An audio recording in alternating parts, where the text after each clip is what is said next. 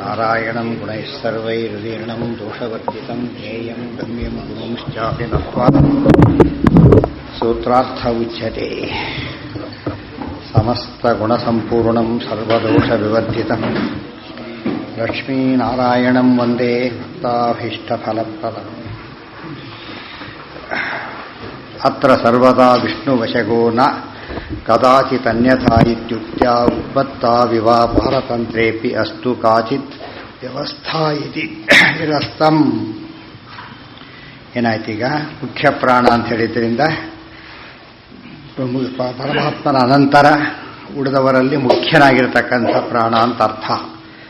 ಅತ್ರ ಸರ್ವದಾ ವಿಷ್ಣುವಶಗೋ ನ ಕದಾಚಿತ್ ಅನ್ಯಥಾ ಇತಿ ಉಕ್ತ್ಯಾ ಮುಖ್ಯ ಪ್ರಾಣಸ್ಥೇಂದ್ರಿಯಾಣಿ ಅಂತ ಹೇಳ್ತಾ ಮುಖ್ಯ ಪ್ರಾಣವಶೇ ಸರ್ವಂ ಸ ವಿಷ್ಣುರ್ವಶಗಃ ಸದಾ ಅಂತ ಹೇಳಿದರು.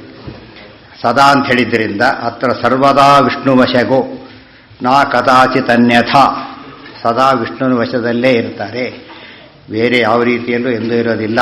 ಇತಿ ಉಕ್ತ್ಯಾ, ಈ ರೀತಿ ಹೇಳಿದ್ರಿಂದ ಉತ್ಪತ್ತಾವಿವ ಪಾರತಂತ್ರೇಪ್ಯಸ್ತು ಕಾಚಿದ್ ವ್ಯವಸ್ಥಾ ಇತಿ ನಿರಸ್ತಂ. ಉತ್ಪತ್ತಿಯಲ್ಲೂ ಹೇಗೋ ಪಾರತಂತ್ರದಲ್ಲೂ ಕೂಡ ಒಂದು ವ್ಯವಸ್ಥೆ ಇರಲಿ ಅಂತ ಹೇಳಿದರೆ ಅದು ಸರಿಯಲ್ಲ.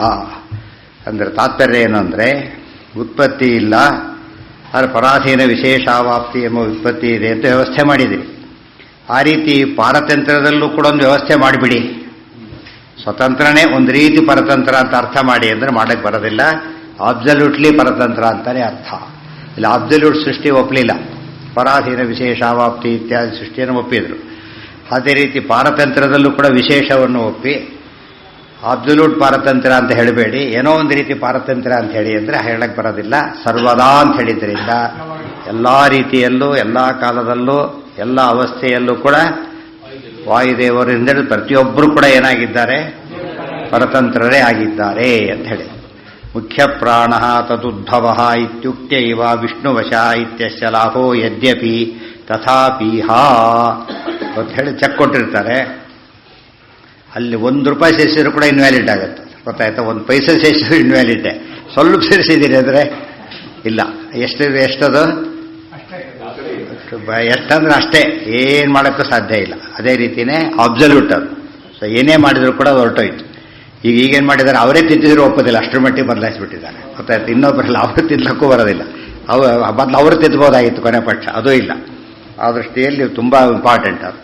ಮುಖ್ಯ ಪ್ರಾಣ ತದುದ್ಭವ ನಮಗೆ ಅರ್ಥ ಆಗುತ್ತೆ. ಸ್ವಲ್ಪ ಒಪ್ಪಿಕೊಂಡಿದ್ರೆ, ಸ್ವಲ್ಪ ಚೇಂಜ್ ಮಾಡಿ ನೋಡಾಗಿದ್ದರೆ, ಸ್ವಲ್ಪ ಒಪ್ಪಿಕೊಂಡಿದ್ರೆ ಸ್ವಲ್ಪನೂ ಒಪ್ಕೊಳ್ಳೋಕೆ ಬರೋದಿಲ್ಲ. ಕಡಿಮೆ ಮಾಡಿಕೊಂಡ್ರೆ ಒಪ್ಪಾಗೋದಿರುತ್ತೆ. ಆಶ್ಚರ್ಯ ಅಂತ ಹೆಚ್ಚಲ್ಲ, ಕಡಿಮೆ ಮಾಡಿಕೊಂಡ್ರೆ ಒಪ್ಪೋದಿಲ್ಲ. ಎಷ್ಟಿರಬೇಕು ಅಷ್ಟೇ ಇರಬೇಕು, ಹೆಚ್ಚು ಕಡಿಮೆ ಆಗಲಿಕ್ಕೆ ಸಾಧ್ಯನೇ ಇಲ್ಲ.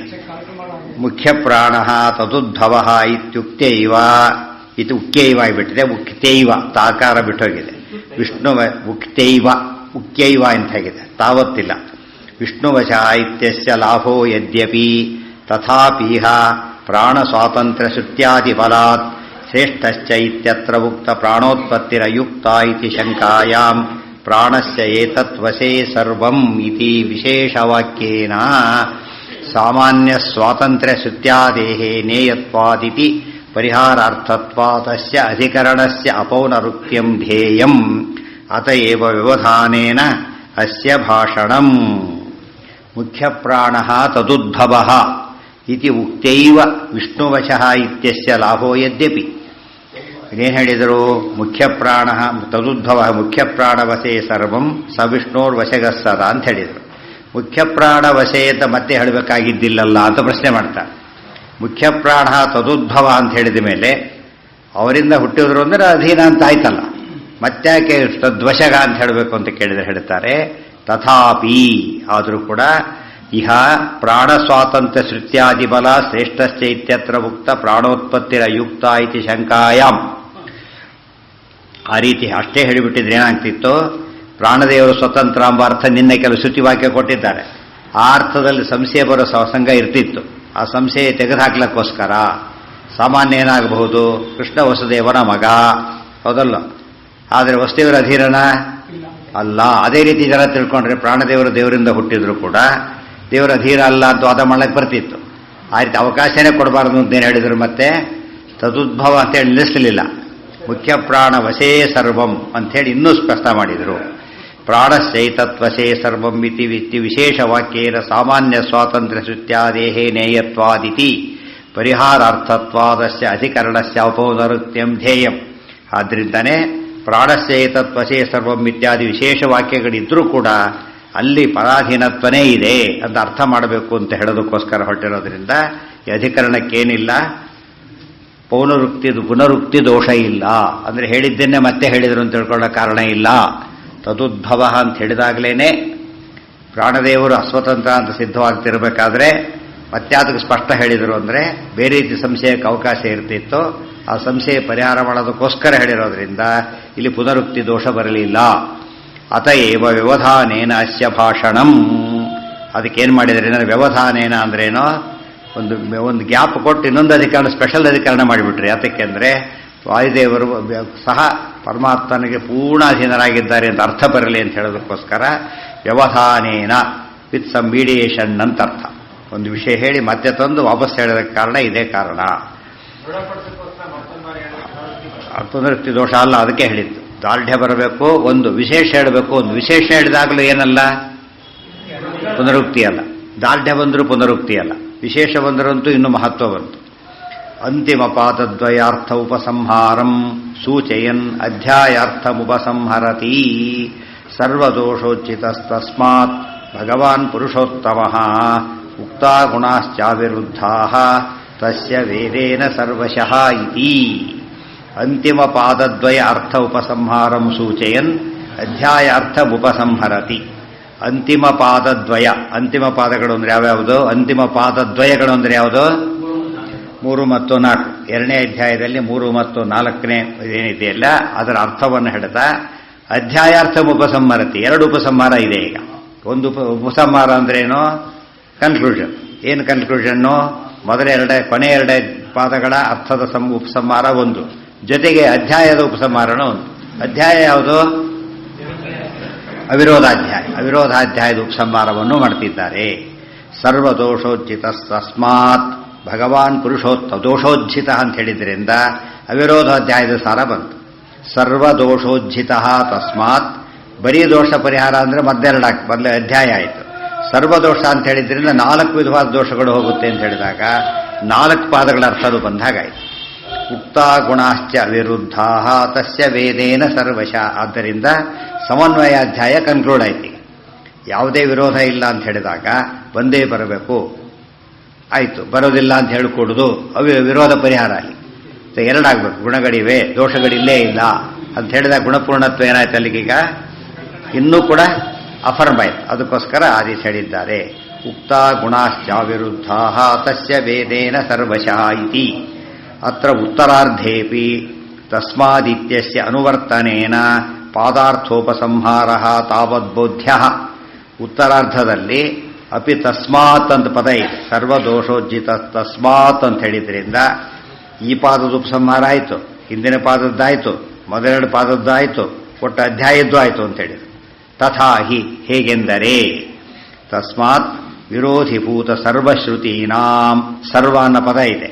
ತಸ್ಮಾತ್ ವಿರೋಧಿಭೂತ ಸರ್ವಶ್ರುತೀನಾಂ ಸಾವಕಾಶಿತತ್ವಾತ್ ತಸ್ಯ ಭಗವತಃ ಉಕ್ತಾಃ ಪೂರ್ವಾಧ್ಯಾಯೋಕ್ತಾ ಗುಣಾಃ ಸೃಷ್ಟುತ್ವಾದಯೋ ಗುಣಾಃ ಸರ್ವಶೋ ವೇದೇನ ಬಾಹ್ಯಯುಕ್ತ್ಯುಪಯತೇನ ಚ ವೇದೇನ. ಯದ್ವಾ ಅಧಿಭೂತ ಅಧಿದೈವ ಪರಮಾತ್ಮ ಜೀವ ವಿಷಯೇಣ ಅಧ್ಯಾತ್ಮ ಪ್ರಾಣಾದಿ ವಿಷಯೇಣ ಚ ಸರ್ವೇಣ ವೇದೇನ ಇತ್ಯರ್ಥಃ ಅವಿರುದ್ಧ ಇತ್ಯರ್ಥಃ. ತಸ್ಮಾತ್ ವಿರೋಧಿಭೂತ ಸರ್ವಶ್ರುತೀನಾಂ. ವಿರೋಧಿಭೂತವಾದ ಸರ್ವಶ್ರುತಿಗಳು. ವಿರೋಧಿಭೂತ ಶ್ರುತಿಗಳು 2: ಪರಸ್ಪರ ಶ್ರುತಿ ವಿರೋಧ, ನ್ಯಾಯೋಪೇತ ಶ್ರುತಿ ವಿರೋಧ. ಅವೆಲ್ಲ ಏನವು? ಸಾವಕಾಶಿ ಅಂದರೆ ನಿರವಕಾಶವಾಗಿ ವಿರೋಧ ಬಂದಿಲ್ಲ. ಸಾವಕಾಶ ವಿರೋಧ ಅಂದ್ರೇನೋ ಅಪೇರೆಂಟ್ ಅಷ್ಟೇ ಹೊರತು ರಿಯಲ್ ಅಲ್ಲ ಅದು. ಸಾವಕಾಶಿತ್ವ ತಸ್ಯ ಭಗವತಃ ಉಕ್ತಾಃ ಹೇಳಲ್ಪಟ್ಟಂತಹ ಯಾವುದು? ಪೂರ್ವಾಧ್ಯಾಯೋಕ್ತಾಃ. ಪೂರ್ವಪಾದ ಬೇರೆ, ಪೂರ್ವ ಅಧ್ಯಾಯ ಬೇರೆ. ಪೂರ್ವಾಧ್ಯಾಯ ಅಂದರೆ ಸಮನ್ವಯಾಧ್ಯಾಯ. ಅಲ್ಲಿ ಹೇಳಿದಂತೆ ಹೌದು ತಸ್ಮಾತ್ ಉಪಸಂಹಾರ. ಆದ್ದರಿಂದ ಅದನ್ನೆಲ್ಲ ಸೇರ್ಕೊಂಡು ಹೇಳೋದು. ಹೆನ್ಸ್ ಅಂತ ಹೇಳ್ತಾರಲ್ಲ ಹಾಗೆ. ಸೃಷ್ಟುತ್ವಾದಯೋ ಗುಣಃ ಸರ್ವಶೋ ಸೃಷ್ಟುತ್ವ ಜನ್ಮಾದ್ಯಸ್ಯ ಯತಃ ಇತ್ಯಾದಿ ಏನೇನು ಹೇಳಿದ್ರು ಅದು ಆದಿಶಬ್ದದಿಂದ ಎಲ್ಲ ಬಂದೋಯ್ತು. ಮತ್ತೆ ಸೃಷ್ಟಿ ಸ್ಥಿತಿ ಲಯ ಎಲ್ಲ ಪ್ರತಿಯೊಂದು ಕೂಡ ಸರ್ವಶೋ ವೇದೇನ ಬಾಹ್ಯಯುಕ್ತುಪೇತೇನ ಚ ಏನ ಹೌದು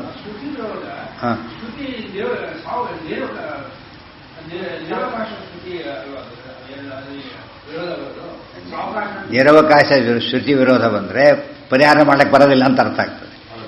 ಸಾವಕಾಶ ಇದ್ದರೆ ಮಾತ್ರ ಪರಿಹಾರ ಮಾಡಲಿಕ್ಕೆ ಸಾಧ್ಯ. ಪ್ರಾಣವಸ್ಯ ವಶೇ ಸರ್ವಂ ಒಂದು ವಾಕ್ಯ ಬಂತು.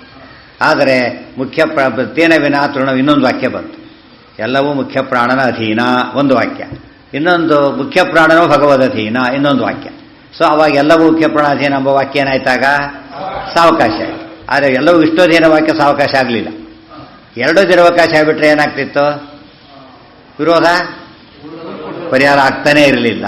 ಗೊತ್ತಾಯ್ತಾ? ವಿರೋಧ ಪರಿಹಾರ ಆಗ್ತಿರಲಿಲ್ಲ. ಆದ್ದರಿಂದ ಎರಡರಲ್ಲಿ ಒಂದು ಅಪ್ರಮಾಣ ಆಗಬೇಕು. ಒಂದು ಅಪ್ರಮಾಣ ಆದಮೇಲೆ ಅದು ವೇದ ಅಪ್ರಮಾಣ, ಇದು ಅಪ್ರಮಾಣ ಆಗ್ತಿತ್ತ. ಒಂದಕ್ಕೊಂದು ಸೇರಿಕೊಂಡು ಒಂದು ಇಡೀ ಇದರೊಳಗೆ ಒಂದು ಚೂರು ಹನಿ ಫಾಯಿಲ್ ಹಾಲು ಹಾಕಿದ್ರು ಕೂಡ ಇಡೀ ಹಾಲು ಏನಾಯ್ತು ಅಲ್ಲಿಗೆ? ಅಷ್ಟು ಮಾತ್ರ ತೆಗೆದು ಕುಡಿತೀವಿ ಅಂತ ಯಾರು ಹೇಳೋದಿಲ್ಲ. ಏನಾಯ್ತು ಅಲ್ಲಿಗೆ? ಇಡೀ ಹಾಲೇ ಆಗಿ ವೇಸ್ಟರು ವೇದನೇ ಅಪ್ರಮಾಣ ಆಗ್ತಾ ಇತ್ತು. ಅಲ್ಲ, ಏನದು ಸಾವಕಾಶ ನ್ಯಾಯ ಅಲ್ಲ. ಅದು ನಿರವಕಾಶ ಅಂತ ಹೇಳಿದ್ರೇನು ಬೇರೆ ಅರ್ಥಕ್ಕೆ ಚಾನ್ಸೇ ಇಲ್ಲ. ನಿರವಕಾಶ ಸಾವಕಾಶ ಅಂದರೆ ಇನ್ನೊಂದು ಅರ್ಥಕ್ಕೆ ಅವಕಾಶ ಇದೆ. ಪರಬಲ್ಯ ದೌರ್ಬಲ್ಯಕ್ಕೆ ಉಪಯೋಗ. ನಿರವಕಾಶವಾದದ್ದು ಯಾವಾಗಲೂ ಏನದು? ಪ್ರಬಲ ತರ್ಕ. ಸಾವಕಾಶವಾದದ್ದೇನು ದುರ್ಬಲ. ಸಾವಕಾಶ 10 ಗಂಟೆ ಬರ್ತಾರೆ, ಸಾವಕಾಶವಾದ ಬೆಳಿಗ್ಗೆ 10 ಗಂಟೆ ಬರ್ತಾರೆ, ಅದೇನದು? ನಿರವಕಾಶ. 10 ಗಂಟೆ ಬರ್ತಾರೆ ಅಂದರೆ ಬೆಳಿಗ್ಗೆನೂ 10 ಗಂಟೆ ಇದೆ, ಸಾಯಂಕಾಲ ರಾತ್ರಿನೂ 10 ಗಂಟೆ ಇದೆ. ಡೌಟ್ ಬಂದ್ಬಿಡ್ತು. ಇಡೀ ದಿವಸ ಕಾಯ್ಕೊಂಡು ಕೂತ್ಕೊಂಡ ಪಾಪ ಅವನು. ಅಷ್ಟು ಹೇಳಿದ್ದಕ್ಕೆ ಇಡೀ ದಿವಸ ಕಾಯ್ಬೇಕಾಯ್ತು. ರಾತ್ರಿ 10 ಗಂಟೆ ಏನಾಗ್ತಿತ್ತು? ಬೆಳಿಗ್ಗೆ ಆಗ ಮಾತ್ರ ಕಾದ್ರೆ ಸಾಕಾಗ್ತಿತ್ತು. ಎಷ್ಟು ಅಡ್ವಾಂಟೇಜ್ ಇದೆ ಈಗ. ವಿರೋಧ ಬಂತಲ್ಲ, ವಿರೋಧ ಬರಲೇ ಇಲ್ಲ. 10 ಗಂಟೆ ಅಂತ ಒಬ್ರು ಹೇಳಿ ಓಡೋಗ್ಬಿಟ್ಟು ಅಷ್ಟೇನೆ. ಮತ್ತೆ ಇವ್ನು ಗಾಯತ್ರಿ ಇನ್ನೊಬ್ರು 10 ಗಂಟೆ ಬೆಳಿಗ್ಗೆ ಅಂತ ಹೇಳಿದ. ವಿರೋಧ ಬರಲೇ ಇಲ್ಲ. ಏನು 10 ಗಂಟೆ ಅಂತ ಅವರು ಬೆಳಿಗ್ಗೆ 10 ಗಂಟೆ ಬೆಳಿಗ್ಗೆ ವಿರೋಧ ಎಲ್ಲಿ ಬಂತು ಅದಕ್ಕೆ? ಅದು ಬರ್ತಾರೆ ಅಂದ್ರೂ ಬರೋದಿಲ್ಲ, ಅದು ವಿರೋಧ ಶುರುವಾಯಿತು. ಗೊತ್ತಾಯ್ತಾ? ಬೆಳಿಗ್ಗೆ 10 ಗಂಟೆಗೆ ಅಂತ ಇಬ್ಬರು ಹೇಳಿದರು. ಬೆಳಿಗ್ಗೆ 10 ಗಂಟೆ ಬರ್ತಾನೆ ಅಂದರು, ಬೆಳಿಗ್ಗೆ 10 ಗಂಟೆ ಬರೋದಿಲ್ಲ ಅಂತ ಹೇಳಿದ್ರು. ಹಾಗಿದ್ರೆ ವಿರೋಧ ಬಂತು. ಅರ್ಥ ಆಯ್ತಾ? ಆದ್ದರಿಂದ ಸಾವಕಾಶ ನಿರವಕಾಶ ಪದ ಸರಿಯಾಗಿ ಅರ್ಥ ಮಾಡ್ಕೋಬೇಕು. ಬೇರೆ ಅರ್ಥಕ್ಕೆ ಅವಕಾಶ ಇರತಕ್ಕಂಥ ವಾಕ್ಯಗಳೆಲ್ಲ ಏನವೋ ಸಾವಕಾಶ ವಾಕ್ಯಗಳು. ಬೇರೆ ಅರ್ಥಕ್ಕೆ ಅವಕಾಶವೇ ಇಲ್ಲದೆ ಇರತಕ್ಕಂಥ ವಾಕ್ಯಗಳೇನವೋ ನಿರ್ವಕಾಶ ವಾಕ್ಯಗಳು. ಅದಕ್ಕೇನು ಮಾಡ್ತಾರೆ? ಚೆಕ್ ಬರೀಬೇಕಾದ್ರೆ ಮೊದಲು ಜಾಗ ಬಿಡಬೇಡಿ. ಗೊತ್ತಾಯ್ತಾ? 10 ರೂಪೀಸ್ 100 ಅಂತ ಬರೆದಿದ್ದ. ಇಷ್ಟು ಜಾಗ ಬಿಟ್ಟು 100 ರೂಪೀಸ್ ಓನ್ಲಿ ಬರೆದ. ಹಿಂದೆ 1,00,000 at 100 ರೂಪೀಸ್ ಸೇರಿಸ್ಕೊಂಡ. ಈ ಜಾಗ ಇತ್ತಲ್ಲಿ.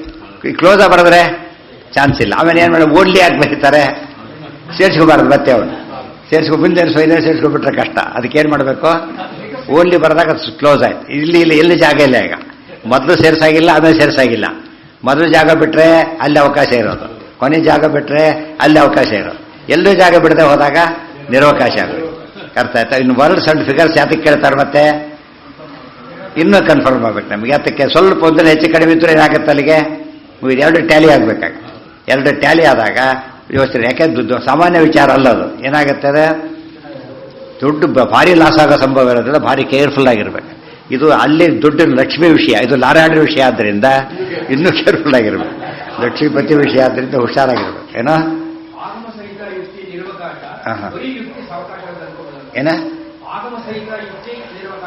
ಅಲ್ಲ ಅಲ್ಲ ಅಲ್ಲ ಅಲ್ಲ ಆಗ ನಿರವಕಾಶನೇ ಸಿಂಪಲ್. ಅರ್ಥಾಂತರ ಮಾಡಕ್ಕೆ ಬರೋದಿಲ್ಲ. ಯಾವ ರೀತಿಯೂ ಬರೋದಿಲ್ಲ.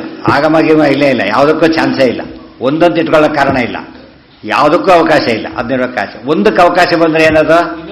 ಸ್ವಲ್ಪ ಜಾಗ ಕೊಡಿ ಅಂತಾರೋ ಶುರುವಾಗುತ್ತೆ. ಆಮೇಲೆ ಆಗ ಅವನು ಕೆಲವು ಸ್ವಲ್ಪ ಬೇರೆ ನೋಡ್ತಾರೆ ಅಲ್ಲವರಿಗೆ ಅಂತ ಹೇಳ್ಬಿಟ್ಟು ಆ ಥರ ಎಲ್ಲೂ ಇಲ್ಲ. No chance. ಅಬ್ಸಲ್ಯೂಟ್ಲಿ ನಿರವಕಾಶ. ಏಕೋ ನಾರಾಯಣ ಆಸೀತ್. ಅಬ್ಸಲ್ಯೂಟ್ಲಿ ನಿರವಕಾಶ. ಏಕೋ ರುದ್ರೋಣ ದ್ವಿತೀಯಾಯತಸ್ಥೆ. ನಿರವಕಾಶ ಅಲ್ಲ. ಯಾತಕ್ಕೆ? ನಾರಾಯಣ ಶಬ್ದನ ರುದ್ರಪರ ಮಾಡ್ಲಿಕ್ಕೆ ಬರೋದಿಲ್ಲ. ರುದ್ರ ಶಬ್ದನ ಯಾಕೆ? ರುದ್ರೋ ಬಹುಶರ ಒಬ್ಬೊಬ್ರು ಇದೆ, ಹೊರಟೋಯ್ತು. ಅದು ನಾರಾಯಣ ಶಬ್ದನ ವಿಷ್ಣು ಪರವನ್ನ ಶೈವರು ಮಾಡಿಲ್ಲ ಇವರಿಗೂ ಕೂಡ. ಹೇಗೆ ಮಾಡಕ್ಕೆ ಬರೋದಿಲ್ಲ. ಆದ್ರಿಂದ ಮುಗಿದೋಯ್ತು. ಅರ್ಥ ಆಯ್ತಾ? ಅತ್ರ ಉತ್ತರಾರ್ಧೇಪಿ ತಸ್ಮಾದಿತ್ಯಸ್ಯ ಅನುವರ್ತನೇನ ತಥಾ ಹಿ ವೇದೇನ ಬಾಹ್ಯಯುಕ್ತ್ಯುಪೇತೇನ ಚ ವೇದೇನ. ಯುಕ್ತ್ಯುಪೇತ ಅಂತ ಎಲ್ಲೆಲ್ಲಿ ಬಂದಿದೆ ಅವೆಲ್ಲ ಬಾಹ್ಯ ಯುಕ್ತಿಗಳಷ್ಟೇ, ಒಳಗಿನ ಯುಕ್ತಿಗಳಲ್ಲ. ಹೊರಗಿನ ಯುಕ್ತಿಗಳಿಂದ ಮಾತಾಡದ ಹೊರಟೋಯ್ತು. ಯದ್ವಾ ಅಧಿಭೂತ ಅಧಿದೈವ ಪರಮಾತ್ಮ ಜೀವ ವಿಷಯೇಣ ಅಧ್ಯಾತ್ಮ ಪ್ರಾಣಾದಿ ವಿಷಯೇಣ ಚ ಸರ್ವೇಣ ವೇದೇನ ಇತ್ಯರ್ಥಃ ಅವಿರುದ್ಧ ಇತ್ಯರ್ಥಃ. ಕೆಲವು ಅಧಿಭೂತ ಪರ, ಕೆಲವು ಅಧಿದೈವ, ಕೆಲವು ಪರಮಾತ್ಮ, ಕೆಲವು ಜೀವ ವಿಷಯ, ಕೆಲವು ಇವೆಲ್ಲ ಆಗಿದ್ರು ಕೂಡ ಮೇಲೋಟಕ್ಕೆ ಕಂಡ್ರು ಎಲ್ಲವೂ ಕೂಡ ಕಣಿಗೇನಾಯಿತು ವಿಷ್ಣುಪರನೇ. ಅಧಿಭೂತವಾದದ್ದು ವಿಷ್ಣುಪರ, ಅಧಿದೈವ ವಿಷ್ಣುಪರ, ಪರಮಾತ್ಮ ಅಂತೂ ಪರಮಾತ್ಮ ಪ್ರಶ್ನೆನೇ ಇಲ್ಲ. ಜೀವ ಅಂತ ಹೇಳಿದ್ರು ಕೂಡ ವಿಷ್ಣುಪರ, ಸಮಸ್ಯೆ ಬರಲಿಲ್ಲ ಅಂಥೇಳಿ ವಿರುದ್ಧ. ಎಲ್ಲದಕ್ಕೂ ಬೇರೆ ಅರ್ಥ ಕೊಟ್ಟಿದ್ದರಿಂದ ವಿರೋಧ ಬರಲೇ ಇಲ್ಲ. ಮುಂದೆ ಸಮಗ್ರ ಶ್ಲೋಕೇನ ಅಧ್ಯಾಯಾರ್ಥೋಪಸಂಹಾರ ತಥಾಹಿ. ಈ ರೀತಿ ಆ ಪಾರ್ಟಿಂದ, ತಸ್ಮಾತ್ ಅನ್ನ ಪಾರ್ಟಿಂದ ಹಿಡ್ಕೊಂಡ್ರೆ ಮೊದಲು 2 ಪಾದಗಳಾಯಿತು, ಕೊನೆ 2 ಪಾದಗಳು. ಪೂರ್ತಿ ಶ್ಲೋಕ ತಗೊಂಡ್ರೆ ಇಡೀ ಅಧ್ಯಾಯ ಬಂತು. ಸಮಗ್ರ ಶ್ಲೋಕೇನ, ಪೂರ್ತಿ ಶ್ಲೋಕದಿಂದ ಅಧ್ಯಾಯಾರ್ಥೋಪಸಂಹಾರ ತಥಾಹಿ. ತಸ್ಮಾತ್ ಸರ್ವ ವಿರೋಧಾನಾಂ ಪರಿಹೃತತ್ವಾತ್ ಭಗವಾನ್ ಪುರುಷೋತ್ತಮಃ ಸರ್ವದೋಷೋಜ್ಜಿತಃ. ಎಲ್ಲ ವಿಧವಾದ ವಿರೋಧಗಳು ಪರಿಹಾರವಾಗಿದ್ದರಿಂದ ಭಗವಾನ್ ಪುರುಷೋತ್ತಮನು ಸರ್ವದೋಷಗಳಿಂದ ರಹಿತನಾದವನು ಅಂತ ಪುರುವಾಯಿತು. ನ ಕೇವಲಮೇತಾವತ್, ಅಷ್ಟೇ ಅಲ್ಲ, ತಸ್ಯ ಭಗವತಃ ಸರ್ವಶೋ ವೇದೇನ ಕೃಷ್ಣವೇದ ಸಮನ್ವಯೇನ ಪೂರ್ವಾಧ್ಯಾಯೋಕ್ತ ಗುಣಾಶ್ಚ ವಿರುದ್ಧಾ ಯುಕ್ತ್ಯಾದಿ ವಿರುದ್ಧ ನ ಭವಂತಿ ಇತ್ಯರ್ಥ. ಅವಿರುದ್ಧ ಶಬ್ದಕ್ಕೆ ಅರ್ಥ. ಅವಿರುದ್ಧ ಅಂದ್ರೇನು? ಯುಕ್ತ್ಯಾದಿ ವಿರುದ್ಧ ನ ಭವಂತಿ ಇತ್ಯರ್ಥ. ತಸ್ಯ ಭಗವತಃ ಸರ್ವಶೋ ವೇದೇನ ಕೃಷ್ಣವೇದ ಸಮನ್ವಯೇನ. ತತ್ವ ಸಮನ್ವಯ ಅನ್ನೋದು ಬರೀ ಯಾವುದಕ್ಕೂ ಸಮನ್ವಯ ಅಲ್ಲ, ಸಮಸ್ತ ವೇದಗಳ ಸಮನ್ವಯ. ಅದ್ವೈತಿಗಳು ವಿಶಿಷ್ಟಾದ ಒಪ್ಪೋದಿಲ್ಲ. ಅವರೇನು ಮಾಡ್ತಾರೆ? ಉಪನಿಷತ್ತುಗಳಿಗೆ ಮಾತ್ರ ಸಮನ್ವಯ ಅಂತ ಹೇಳ್ತಾರೆ. ವೇದ ಭಾಗನ ಅವ್ರು ಏನು ಮಾಡ್ತಾರೆ? ಅದನ್ನವರು ವೇದ ಭಾಗನ ಅದಿಷ್ಟು ಕೂಡ ಕರ್ಮಕಾಂಡ ಅಂತ ತೆಗೆದುಬಿಟ್ಟು ಇದು ಮಾತ್ರ ಜ್ಞಾನಕಾಂಡ ತಗೊಂಡು ಇದರಲ್ಲಿ ಮಾತ್ರ ಸಮನ್ವಯ ಮಾಡ್ತಾರೆ. ನಮ್ಮದು ಹಾಗಲ್ಲ. ಆಚಾರ್ಯಗಳು ಎಲ್ಲ ಶಾಸ್ತ್ರದ ಸಮನ್ವಯ. ವೇದ ಶಬ್ದಕ್ಕೆ ಅಪೌರುಷೇಯ ವೇದಗಳು ಸೇರ್ಕೊಂಡಿತು. ಪೌರುಷೇಯ ವೇದ ಮಹಾಭಾರತ ಪಂಚ ಅದು ಸೇರಿ, ಇತಿಹಾಸ ಪುರಾಣ ಪಂಚಮೋ ವೇದಾನ ಅದು ಸೇರ್ಕೊಂಡ್ಬಿಡ್ತು. ಎಲ್ಲ ಸರ್ವಶಾಸ್ತ್ರ ಸಮನ್ವಯ ಹೊರತಿದ್ದು, ಬರೀ ಉಪನಿಷತ್ ಸಮನ್ವಯ ಅಲ್ಲ. ಅವ್ರು ಯಾತಕ್ಕೆ ಉಪನಿಷತ್ ಸಮನ್ವಯ ಮಾತ್ರ ಅಂತ ಮಾಡಿದರು ಅಂದರೆ ಬ್ರಹ್ಮಸೂತ್ರಗಳ ಅರ್ಥನ ಕಡಿಮೆ ಮಾಡಬೇಕು, ಅದು ಇಂಪಾರ್ಟೆನ್ಸ್ ಕಡಿಮೆ ಮಾಡಬೇಕಾದ್ದರಿಂದ ಒಂದು ಸ್ಟೇಟಿಯ ರಾಜ ಅಂದ ತಕ್ಷಣ ಅವನು ಮುಖ್ಯಮಂತ್ರಿ ಆಗಿಬಿಡ್ತಾನೆ, ಪ್ರಧಾನಮಂತ್ರಿ ಆಗೋದಿಲ್ಲ. ಎಷ್ಟೇ ನಂಬರ್ 1 ಅಂದರೂ ಕೂಡ ಸ್ಟೇಟ್ಗೆ ಅಂದ್ರೆ ಕತೆ ಮುಗೀತು. ಅದಕ್ಕೆ ಉಪನಿಷತ್ಗಳಿಗೆ ಮಾತ್ರ ಅಂತ ಹೇಳಿದಾಗ ಏನಾಯ್ತು, ಅಲ್ಲಿಗೆ ಬ್ರಹ್ಮಸೂತ್ರಗಳ ಅರ್ಥ ಕಡಿಮೆ ಆಗೋಯ್ತು. ಅದಕ್ಕೆ ಆಚಾರ್ಯ ಹೇಳಿದ್ದೇನಂತ, ಸರ್ವಶಾಸ್ತ್ರ ಸಮನ್ವಯನೇ ಹೊರತದು ಬರೀ ಉಪನಿಷತ್ತುಗಳು. ಅದು 10 ಉಪನಿಷತ್ತುಗಳೇ, ಅದು ಬೇರೆ ಅವ್ರಿಗೆ ಆಚಾರ. 10 ಉಪನಿಷತ್ತು ಸಮನ್ವಯ ಅಲ್ಲ, ಸರ್ವ ಮಂತ್ರ ಭಾಗ, ಬ್ರಾಹ್ಮಣ ಭಾಗ, ಉಪನಿಷತ್ ಭಾಗ, ಆರಣ್ಯಕ ಭಾಗ, ಇತಿಹಾಸಾದಿಗಳು, ಪುರಾಣಗಳು ಏನೇನಿದೆ ಎಲ್ಲದರ ಸಮನ್ವಯ ಮಾಡಿ ಆಗಿದೆ. ವೇದೇನ ಒಂದು ಸಮನ್ವಯ ಮಾಡದೆ ಹೋದ್ರು ಕೂಡ ಸರ್ವಗುಣ ಪೂರ್ಣತ್ವ ಬರೋದಿಲ್ಲ. ಅಷ್ಟಕ್ಕೆ ಮಾತ್ರ ಬಂತು, ಬಿಂಬಿಸಾಗ್ತಿತ್ತು. ಕೃಷ್ಣ ವೇದ ಸಮನ್ವಯೇನ ಪೂರ್ವಾಧ್ಯಾಯೋಕ್ತ ಸರ್ವಶಬ್ದ ಸಮನ್ವಯ, ಸರ್ವಶಾಸ್ತ್ರ ಸಮನ್ವಯ, ಸರ್ವ ಶಬ್ದ, ಸರ್ವಪದ, ಸರ್ವವಾಕ್ಯ, ಸರ್ವವರ್ಣ, ಸರ್ವಧ್ವನಿ ಎಲ್ಲದಲ್ಲಿ ಸಮನ್ವಯ ವಿಷ್ಣು ಸರ್ವತ್ವದಲ್ಲಿ ಆಗಬೇಕು. ಸರ್ವಧ್ವನಿಗಳು ಕೂಡ, ಕೂಗೋ ಧ್ವನಿ, ಕಿರುಚೋ ಧ್ವನಿ, ಆ ಧ್ವನಿ, ಪ್ರಾಣಿಗಳ ಧ್ವನಿ, ಮನುಷ್ಯರ ಧ್ವನಿ, ಸಮುದ್ರದ ಧ್ವನಿ, ಮೇಘದ ಧ್ವನಿ, ಯಾವುದೇ ಧ್ವನಿ ಆಗಿರಲಿ, ಯಾರನ್ನು ಹೇಳುತ್ತದೋ ಶಬ್ದ ಶಬ್ದಕ್ಕೆ ಅದು ಅರ್ಥ. ಧ್ವನ್ಯಾತ್ಮಕ ವರ್ಣಾತ್ಮಕ ಅಂತಿರೋದ್ರಿಂದ ಸರ್ವಶಬ್ದ ವಾಚ್ಯತ್ವ ಅಂದರೆ ಸರ್ವ ಶಾಸ್ತ್ರ ಶಬ್ದಗಳು, ಸರ್ವ ಬರೀ ಶಬ್ದಗಳು, ಸರ್ವ ಲೌಕಿಕ ವೈದಿಕ ಭೇದ ಭಿನ್ನ ವರ್ಣಾತ್ಮಕ ಲೌಕಿಕ ಶಬ್ದಗಳು ಮೊದಲಾಗಿ ಎಲ್ಲವೂ ಕೂಡ ದೇವರನ್ನೇ ಹೇಳ್ತಾ ಇವೆ. ಅದು ಏನಂತ ಹೇಳ್ತಾ ಇವೆ? ಮತ್ತೆ ಗುಣಪೂರ್ಣ ಅಂತಾನೆ ಹೇಳ್ತಾ ಇವೆ. ಗುಣಪೂರ್ಣ ಅಂತಾನೆ ಹೇಳ್ತೇವೆ, ಬರೀ ಇದಲ್ಲ. ಬರೀ ಫೋಟೋ ಬಂತು, ಖುಷಿನೋ ಖುಷಿ, ಕಳೆಗ ಕಳ್ಳ ಅಂತ ಬರ್ತಿದ್ರೆ ಏನು ಮಾಡ್ತಾರಾಗ? ಫೋಟೋ ಬಂದಿದ್ದು ಸಾಲದು, ಏನಂತಿದೆ? ದೊಡ್ಡದ ಪ್ರಶಂಸೆ ಇದೆ ಮೇಲೆ. ಅದಕ್ಕೆ ಎಲ್ಲದರಲ್ಲೂ ದುರ್ಯೋಧನ ವಿಷಯ ಮಹಾಭಾರತದಲ್ಲಿ ಬಂದಿದೆ, ನನ್ನ ವಿಷಯನೂ ಬಂದಿದೆ ಮಹಾಭಾರತ. ಏನು ಮಾಡ್ಬೇಕು ಅದಕ್ಕೆ? ನಾನು ಮಹಾಭಾರತ ಪ್ರತಿಪಾದ್ಯ ಅಂತ ಹೇಳಿದ್ರೆ ಹೌದು, ದುಷ್ಟತ್ವೇನೇ ಪ್ರತಿಪಾದ್ಯ, ಶಿಷ್ಟತ್ವೇನೇ ಪ್ರತಿಪಾದ್ಯ ಅಲ್ಲ. ಅದಕ್ಕೆ ಗುಣಪೂರ್ಣತ್ವ ಹೇಳಿದೆ. ಏನು? ವೇದ ಕೃಷ್ಣೋಧಿಗಂತ. ಕೃಷ್ಣ ಅಂದ್ರೆ ಟೋಟಲ್ ಕಂಪ್ಲೀಟ್, ಎಲ್ಲ ವೇದಗಳಿಂದ ಅಂತ ಅರ್ಥ. ಯುಕ್ತ್ಯಾದಿ ವಿರುದ್ಧ ಅನುಭವಂತಿ ಇತ್ಯರ್ಥ. ಸಂಕ್ಷೇಪ ಭಾಷ್ಯ ವಿವೃತವು. ನಮಗೆ ನೋಡಿ ತಮಾಷೆ ಅಂದರೆ ಸರ್ಕಾರದ ಅಧೀನ. ಏನು ಅಧೀನ? ಯಾರೋ ಮಾವಿನ ತೋಟ ಇದೆ, ಅದು ಇದೆ, ಇದು ಇದೆ ಅಧೀನ ಅಲ್ಲ. ಕಸದ ರಾಶಿ ಬಿದ್ದಿದೆ, ಅದು ಕೂಡ ಯಾರ ಅಧೀನ? ಇದೊಬ್ರು ತಗೊಂಡಾಗಿಲ್ಲ. ಅದನ್ನು ವಿತೌಟ್ ಪರ್ಮಿಷನ್ ಒಯ್ದರೆ ಅಫೆನ್ಸ್. ಅದು ತ್ಯಾಜ್ಯ ಪದಾರ್ಥನೇ ಇರಬಹುದು, ಏನು ಮಾಡೋಂಗಿಲ್ಲ. ಅದನ್ನು ತಗೊಂಡೋಗ ಯಾರಿಗೆ ಸೇರಿದ್ದದು?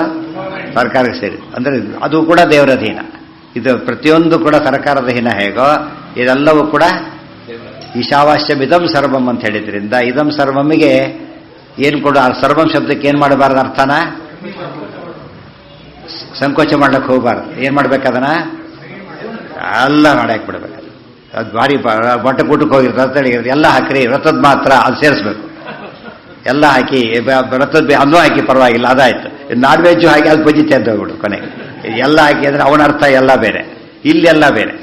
ಯಾವುದ್ರೆ ಲಿಮಿಟೆಡ್ ಸೆನ್ಸಲ್ಲಿ ಎಲ್ಲ ಅಲ್ಲ, ಎಲ್ಲ ಗುಣಗಳಿಂದ ಪೂರ್ಣನಾಗಿದ್ದಾನೆ, ಎಲ್ಲ ಜಗತ್ತಿಗೂ ಒಡೆಯನಾಗಿದ್ದಾನೆ. ಸಂಕ್ಷೇಪ ಭಾಷ್ಯ ವಿವೃತೌ ರಾಘವೇಂದ್ರೇಣ ಭಿಕ್ಷುಣ ಕೃತಾಯಾಂ ತತ್ವಮಂಜರ್ಯಾಂ ದ್ವಿತೀಯೋ ಅಧ್ಯಾಯ ಈರಿತಃ. ಸಂಕ್ಷೇಪ ಭಾಷ್ಯ ವಿವೃತೌ, ಸಂಕ್ಷೇಪ ಭಾಷ್ಯ, ಸಂಗ್ರಹ ಭಾಷ್ಯ, ಅಣುಭಾಷ್ಯ ಎಲ್ಲ ಇದರ ಹೆಸರುಗಳು. ಸಂಗ್ರಹ ಸಂಕ್ಷೇಪ ವಿಸ್ತಾರ ಭಾಷ್ಯ, ಅದು ಸಂಕ್ಷೇಪ ಭಾಷ್ಯ ಇದು. ವಿವೃತೌ ರಾಘವೇಂದ್ರೇಣ ಭಿಕ್ಷುಣ ಕೃತಾಯಾಂ ತತ್ವಮಂಜರಿಯಾಂ ಮಾಡಲ್ಪಟ್ಟ ತತ್ವಮಂಜರಿಯಲ್ಲಿ ದ್ವಿತೀಯೋ ಅಧ್ಯಾಯ ಈ ರೀತಿ ಎರಡನೇ ಅಧ್ಯಾಯ ಮುಗಿತು.